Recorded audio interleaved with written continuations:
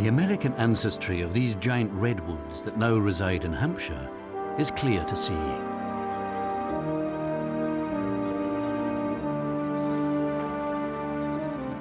The arrival of the trailblazers in America in the mid-19th century opened up these vast natural forests to a whole new audience.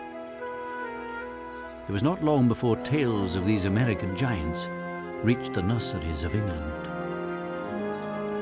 At that time, it really was the heyday of the great white plant hunter. Everyone was going around the world discovering these exotic trees and shrubs and bringing them back to Britain. And certainly, Veitch's nursery was very prominent at the time. This was a nursery based in Chelsea, and they were paying for people to go out to some of these countries and to search for these new trees and bring them back. One of the great white plant hunters that Veitch sent out was actually a Cornishman called William Lobb. And William Lobb was working in the Californian area. And it was around the time of the gold rush in San Francisco. And he heard this story about this chap that had been chasing a grizzly bear and had suddenly staggered into this grove of these trees of a size which had never been seen before, incredible things. The trees they'd seen before were perhaps half the height of these oaks and perhaps some conifers, but not much more over 150 feet tall. So to walk in amongst a grove of these really must have been absolutely outstanding at the time.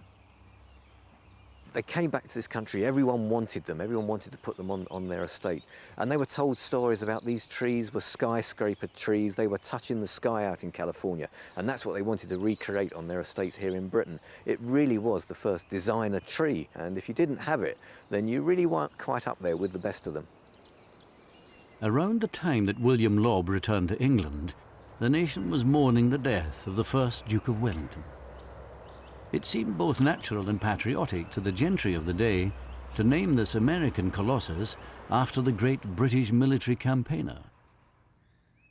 It wasn't long before the late Duke's own estate at Stratfield Say was planted with this gun-barrel straight avenue of Wellingtonia, along with several single landmark specimens.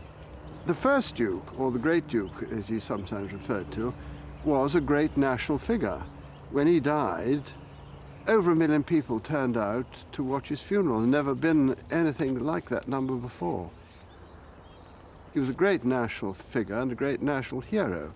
And I can't say who actually chose the name. I rather suspect that perhaps Queen Victoria might have had something to do with it. Whoever was ultimately responsible for naming the tree after the great Duke, it was to cause great irritation across the Atlantic in the recently independent America. The Americans felt that one of their natural wonders had been kidnapped by the British and considered it would have been more appropriate to call the tree the Washingtonia. I don't think they saw the fun of an American species of tree being named after a British general.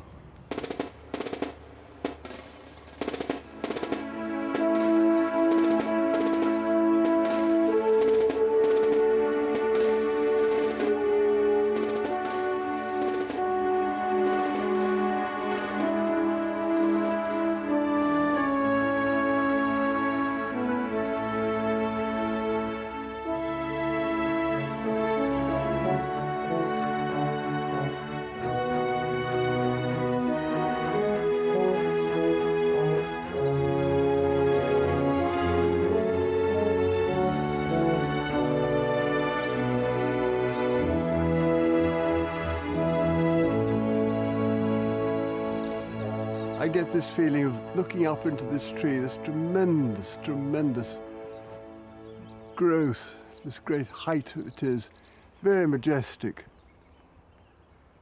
wonderful. I think birds like it too. I know birds nest in these holes in the bark. You get lots of holes in them. Look at that bark. Every year I noticed there are scratch marks, and I couldn't think what they were for a long time.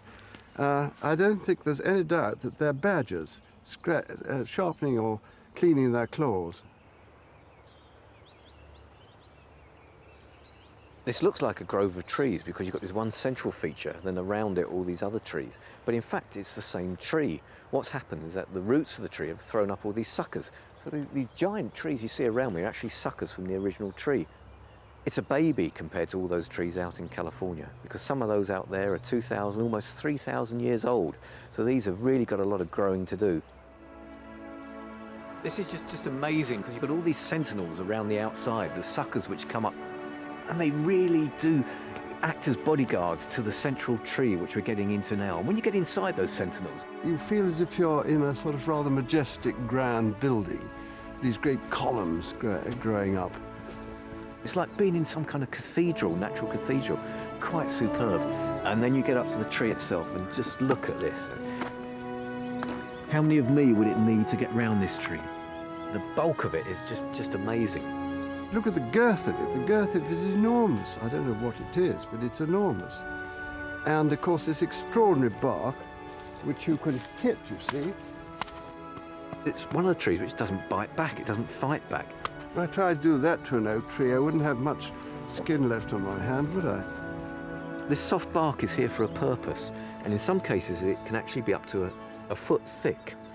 And it acts as protection to the tree. It's fire resistant. If you took a lump of this bark and put it on your fire at home, it would just sit there and it wouldn't burn. It would just sit there and look at you. And that gives it protection against all the forest fires which race through the Southern California forests. And what you can see here, this is exactly what happens when the fire comes through. Before the fire gets to the tree, there's the cone high up there, maybe 200-300 feet up, top of the canopy. And as soon as that warmth from the fire goes up to the canopy, it suddenly springs open, all these scales open. And inside each of these cracks is actually a seed. And that seed then just falls out of the cone and flutters down to the ground and starts to grow where nothing else is growing because all the other competing vegetation has been cleared by the fire.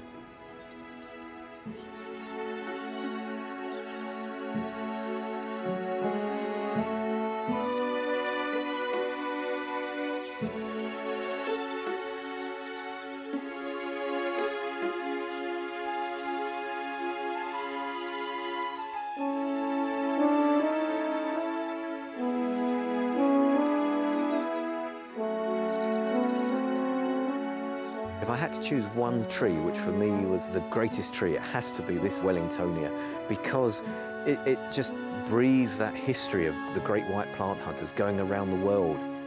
Some of them risked life and limb to bring these trees back to the British Isles, so for me this has to be the great tree. I think my favourite tree is this one behind me. It's got enormous character. I love it, and it gives me great pleasure. I'm delighted that my family is associated with this wonderful tree.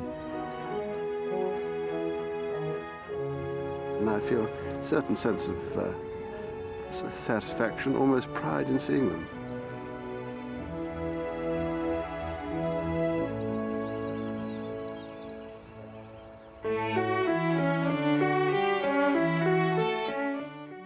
Stay with us on BBC4 as 75 pianists from 20 countries start their bids to win the Leeds Piano Competition 2006. Our coverage of this year's event begins in a moment.